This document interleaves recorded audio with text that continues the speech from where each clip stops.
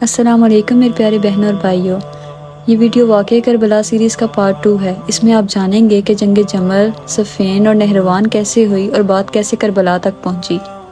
حضرت عائشہ جب خوف کے مقام پر پہنچتی ہیں اور وہاں جب حضرت عائشہ کو کتوں کے بھونکنے کی آواز آتی ہے تو آپ اس جگہ کے بارے میں دریافت کرتی ہیں تو جواب ملتا ہے کہ ہوب۔ تب آپ کو رسول اللہ صلی اللہ علیہ وسلم کی ایک حدیث یاد آتی ہے کہ کیا ہوگا میری اس بیوی کا جس پر ہوب کے کتے بھونکیں گے۔ آپ اسی وقت واپسی کا کہتی ہیں، مگر طلحہ و زبیر آپ کو کہنے لگتے ہیں کہ ہم تو علی اور معاویہ کے درمیان صلح کی غرض سے جا رہے ہیں، آپ کیوں پریشان ہوتی ہیں؟ تو آپ خاموش ہو گئیں۔ مولا علی کے خطبات سے لوگ صلح کی طرف راغب ہونے لگے، مگر مروان نے شرارت کی اور رات کے اندھیرے میں دونوں مسلمانوں کے لشکر کو آپس میں لڑوا دیا، جس میں 10,000 کے قریب افراد دونوں جانب سے مارے گئے۔ مولا علی علیہ السلام جنگ جیت گئے اور عزت کے ساتھ حضرت عائشہ کو مدینہ روانہ کیا۔ یہ جنگ ہونے اور امت مسلمہ کا قتل ہونے پر مولا علی علیہ السلام بہت روئے اور مال غنیمت بھی اکٹھا کرنے سے منع فرمایا۔ حضرت عائشہ اپنی اس غلطی پر ہمیشہ روتی رہتی اور یہ کہتی کہ مجھ سے ایک بہت بڑی بدعت ہوئی ہے۔ جمل میں ہلاک ہونے والے کوفہ اور عراق کے لوگ تھے جو مولا علی علیہ السلام کو قصوروار ٹھہرا رہے تھے اور گالی گلوچ کر رہے تھے، مگر مولا علی علیہ السلام نے صبر کیا اور اپنے لوگوں سے صبر کرنے کا کہا کہ ان کے دل دکھے ہوئے ہیں۔ اس کے بعد امام کا لشکر عراق اور شام کے درمیان صفین کے مقام پر پہنچ کر پڑاؤ لگاتا ہے اور یہاں جنگ صفین ہوئی۔ امام یہ جنگ تقریباً جیت ہی چکے تھے کہ عمر بن عاص اپنے ہیلے اور چلاکی سے معاویہ کو مشورہ دیتا ہے کہ اپنے لوگوں سے کہو قرآن کو نیزوں پر بلند کر دیں کہ اب یہ قرآن ہی ہمارے درمیان فیصلہ کرے گا۔ یہ منظر دیکھ کر امام کے اپنے لشکر کے افراد دو حصوں میں بٹ گئے کہ ہم قرآن سے جنگ نہیں کر سکتے۔ امام نے انہیں بہت سمجھایا کہ یہ شیطان کا فریب ہے، مگر لوگوں کی کم عقلی لشکر پہ بھاری پڑ گئی اور بہت سے جاہل لوگوں نے امام پر حملہ کیا اور انہیں دھمکیوں کے ذریعے جنگ روکنے پر مجبور کر دیا۔ امام رنجیدہ خاطر ہوئے اور فرمایا، اے لوگو، اگر میرے کہنے پر جنگ کرتے تو یہ جنگ تمہیں خستہ نہ کرتی۔ جنگ صفین کے دوران حضرت عمار یاسر کی شہادت ہوتی ہے، جس سے ایک حدیث عمار یاد آتی ہے۔ ایک روز مسجد نبوی کی تعمیر کے دوران حضرت عمار 2 اینٹیں اٹھا کر لا رہے تھے اور جوش و جذبے سے اس کی تعمیر میں حصہ لے رہے تھے۔ تب رسول اللہ نے انہیں دیکھ کر فرمایا کہ اے سمیہ کے بیٹے، کیا ہوگا جب تم ایک باغی جماعت قتل کرے گی؟ تم اسے اللہ کے رستے کی طرف اور جنت کی طرف بلاؤ گے، مگر وہ تمہیں جہنم کی طرف بلائے گی۔ جنگ صفین میں حضرت عمار کی شہادت ہوتی ہے اور یہ بات ثابت ہوتی ہے کہ معاویہ اور اس کی جماعت حق پر نہیں تھے اور ان کے خلاف مولا علی علیہ السلام کی جنگ بالکل جائز تھی۔ مولا علی صفین سے واپس لوٹ آتے ہیں اور پھر جنگ کی تیاری شروع کرتے ہیں، مگر تب تک وہاں ایک اور فتنہ جنم لے چکا تھا۔ کئی ہزار لوگ اس سوچ کے ساتھ اٹھ کھڑے ہوئے تھے کہ حکومت تو صرف اللہ کی ہے، علی اور معاویہ دونوں مرتد ہیں، دونوں کا قتل واجب ہے۔ مولا علی کو ان سے پھر جنگ کرنا پڑی تاکہ یہ فتنہ آگے نہ بڑھے۔ اس جنگ کو نہروان کہتے ہیں۔ اس پوائنٹ تک حکومت 2 حصوں میں تقسیم ہو چکی تھی، ایک عرب کی حکومت جو کہ امام علی علیہ السلام کے پاس تھی، جبکہ دوسری شام اور عراق کی حکومت جو کہ معاویہ اور عمر بن عاص کے پاس تھی۔ یہاں مولا علی علیہ السلام حق پر تھے، کیونکہ جب حجاز مقدس جہاں سے حکومت کی بنیاد رکھی جاتی ہے، ان لوگوں نے مولا علی علیہ السلام کی بیعت کر لی تھی اور ان کو متفقہ طور پر خلیفہ بنا دیا تھا، تو ہر کسی پر ان کی اطاعت کرنا واجب تھی۔ معاویہ نے حکومت وقت کا حکم نہ مان کر بغاوت کی تھی، جو کہ قرآن اور حدیث کا بھی انکار تھا۔ رسول اللہ صلی اللہ علیہ وسلم نے اپنے صحابہ سے فرمایا تھا کہ تم میں سے ایک شخص کو دین کی تعویل کی خاطر مسلمانوں کے خلاف تلوار اٹھانا پڑے گی۔ پھر آپ نے سامنے اشارہ کر کے فرمایا کہ وہ شخص وہ ہوگا جو سامنے بیٹھا میری جوتیاں گانٹ رہا ہے، اور وہ امام علی علیہ السلام تھے۔ اور دیکھا جائے تو معاویہ یا طلحہ و زبیر یا حضرت عائشہ حضرت عثمان کے قتل کے قصاص یا بدلے کے وارث ہی نہیں تھے۔ معاویہ اور حضرت عثمان کے درمیان تو فیملی گیپ ہی اتنا ہے کہ وہ ان کے حقدار ہو بھی نہیں تھے سکتے، یہ تو ان کے وراثت میں بھی حقدار نہیں تھے۔ اور قصاص کے بھی اپنے قاعدے اور قانون ہوتے ہیں، اس طرح قانون کو اپنے ہاتھ میں لے کر کس طرح کا بدلہ لینا تھا۔ مولا علی علیہ السلام وہ مظلوم ہستی ہیں جنہوں نے رسول اللہ صلی اللہ علیہ وسلم کے شانہ بشانہ جنگیں لڑیں کہ دین کا پرچم سربلند ہو، اور بڑھاپے میں اسلام کا شیرازہ بکھرتے دیکھ رہے تھے، مسلمانوں کو آپس میں لڑتے دیکھ رہے تھے، دین میں نئی بدعتیں آتی دیکھ رہے تھے۔ جن کی تلوار سے دین بنا تھا، اب ان کو اپنی ہی تلوار سے دین کو مسلمانوں سے ہی بچانا پڑ رہا تھا۔ آپ اپنی زندگی کی آخری جنگوں میں اپنی مخالف سمت سے لڑتے ہوئے مسلمان جو مارے گئے ان کی لاشوں پر بیٹھ کر بھی بہت رویا کرتے تھے۔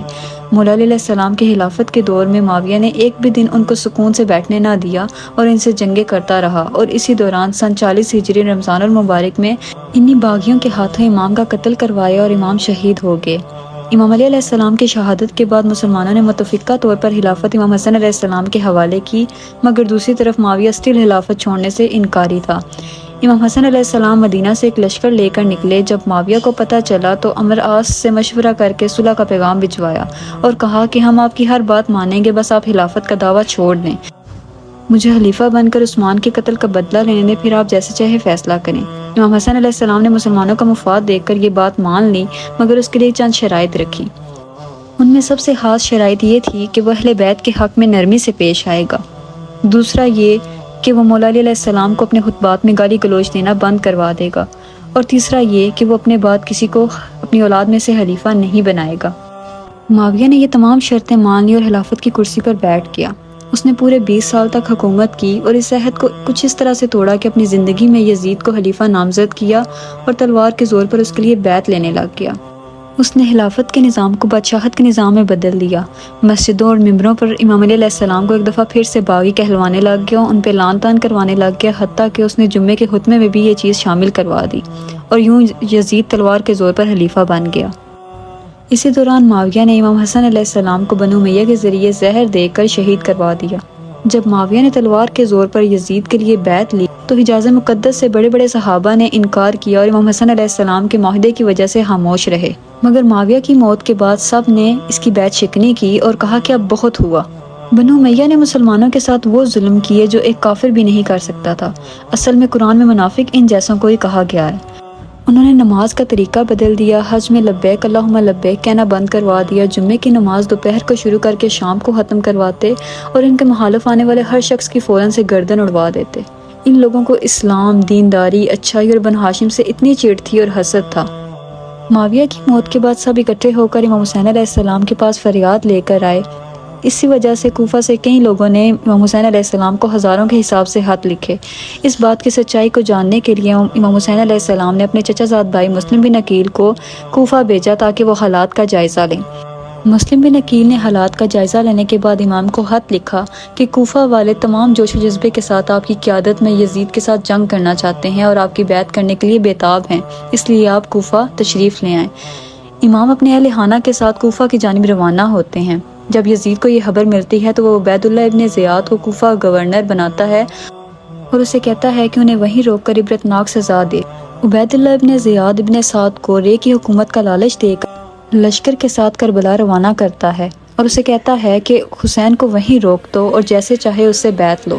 ابن سعد کربلا پہنچ کر امام حسین کا آگے جانے والا حتیٰ کہ مدینہ واپس جانے والا راستہ بھی بند کر دیتا ہے۔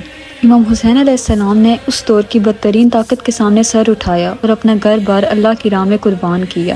اگر حسین علیہ السلام اس وقت یزید کی بیعت کر لیتے تو اس کے بعد جس کا جی چاہتا تلوار کے زور پر حکومت بناتا اور دین میں من چاہی تبدیلیاں کرتا اور بدعتیں لاتا۔ امام حسین علیہ السلام نے باطل کے سامنے سر جھکانے سے انکار کیا اور اسی کے بعد ظلم اور بربریت کے پہاڑ آل محمد پر توڑے گئے۔ کوفہ کے لوگوں نے موت کے خوف سے خاموشی اختیار کر لی اور کوئی امام کی مدد کو نہ پہنچا۔ یزید نے اس بے دردی سے قتل و غارت کر کے اپنی اور اپنے خاندان کی اصلیت بتائی کہ یہ اصل میں دین کے لباس میں منافق ہے۔